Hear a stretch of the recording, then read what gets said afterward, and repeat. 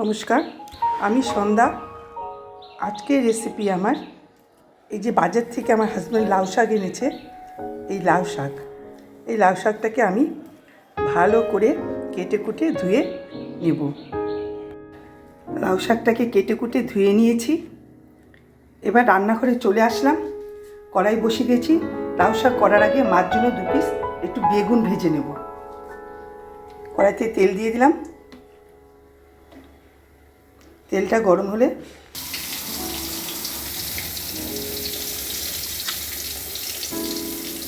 বেগুনটা ছেড়ে দিয়েছি। এবার বেগুনটাকে উল্টে পাল্টে একটু ভেজে নেব। বেগুনটা ভেজে তুলে নিয়েছি। এবার কড়াইতে যা তেল আছে তার মধ্যে আর সামান্য একটু তেল দিলাম, কারণ শাকে বেশি তেল লাগবে না।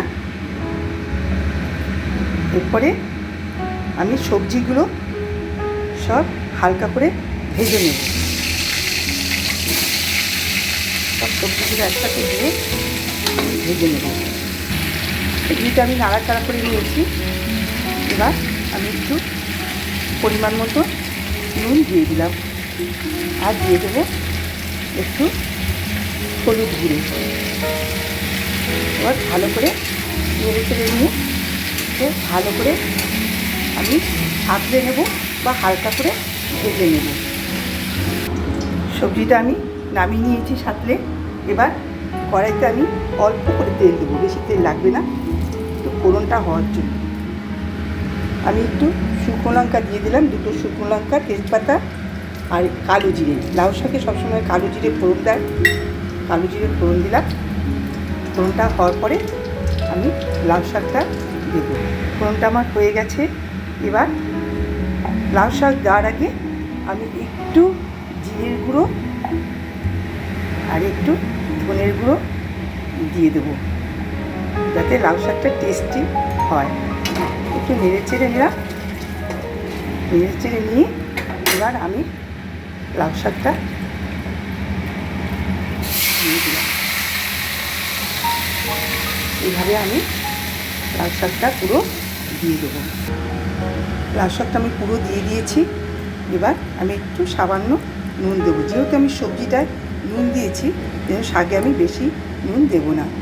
অল্প নুন দিলাম আর অল্প হলুদ দেবো,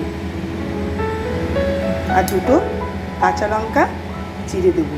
এবার লাউ শাকটাকে ভালো করে আমি লাউ শাকটাকে আমি নেড়ে চেড়ে ভালো করে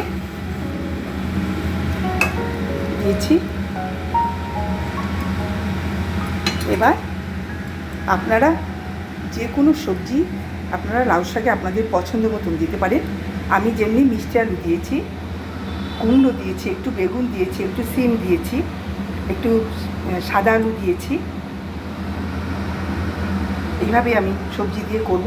আপনারা আপনাদের পছন্দ মতন সবজি দিয়ে লাউ শাকটা করতে পারেন। এটা আপনাদের নিজেদের পছন্দ মতন দেবেন। আমি নেড়ে চেড়ে মিশিয়ে নিয়েছি লাউ শাকটা। আমি ঢেকে দেবো না। আমার মা কাকিমারা বলতেন যে লাউ শাক ঢেকে দিলে একটু টক হয়, সেই জন্য একটু টাইম লাগুক, কিন্তু আমি লাউ শাকটাকে ঢেকে দেবো না। এরপর আমি গ্যাসের ফ্লেমটা একটু কমিয়ে দিলাম। আর একটু মজে গেলে আমি সাঁতলানো সবজিটা বা হালকা করে ভেজে নিয়েছি যে সবজিটা, সেটা দেব। দেখুন লাউ শাকটা সুন্দর সিদ্ধ হয়ে এসছে, মিশেও গেছে। এবার আমি এই সাঁতলানো বা হালকা করে ভেজে রাখা সবজিগুলো সব আমি দিয়ে দেবো। এবার আমি সবজির সাথে শাকটাকে মিশিয়ে নেব। আমার সবজিটা লাউ শাকের সাথে সুন্দরভাবে মিশে গেছে, সব সবজিগুলো সিদ্ধ হয়ে গেছে সুন্দরভাবে। এবার আমি গ্যাসের ফ্লেমটা অফ করে দেব। অফ করে দিলাম। আমি মিষ্টি কিন্তু ব্যবহার করিনি, আপনারা চাইলে একটু মিষ্টি দিয়ে নেবেন। আমি আমার বাড়ির কোনো রান্নাতে আমি মিষ্টি ব্যবহার করি না। আমার হাজব্যান্ড যেহেতু সুগারের পেশেন্ট, আপনারা চাইলে একটু মিষ্টি দিয়ে নেবেন, তাহলে খেতে আরও ভালো লাগবে। আমি সেই জন্য একটু সামান্য মিষ্টি আলু দিয়েছি মিষ্টির পরিবর্তে। আজকে আমার রেসিপি এই পর্যন্তই। আমার রেসিপিটা যদি আপনাদের ভালো লেগে থাকে বা আমার রান্নাটা যদি আপনাদের ভালো লেগে থাকে, আমাকে একটি লাইক কমেন্টস শেয়ার করে দেবেন এবং আমার চ্যানেলটিকে সাবস্ক্রাইব করে দেবেন। আর আমার ইউটিউবে একটি চ্যানেল আছে আমরা সবাই, আপনারা যদি মনে করেন আমাকে একটু ইউটিউবে গিয়ে সাবস্ক্রাইব করে দেবেন। আজকে এই পর্যন্তই।